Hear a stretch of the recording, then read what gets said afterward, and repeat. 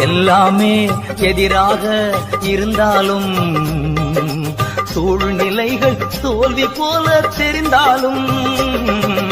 எல்லாமே எதிராக இருந்தாலும் சூழ்நிலைகள் தோல்வி போல தெரிந்தாலும் நான் கர்த்தருக்குள் மகிழ்ச்சியாயிருப்பேன் தேவனுக்குள் களி கூறுவேன் கர்த்தருக்குள் மகிழ்ச்சியாயிருப்பேன்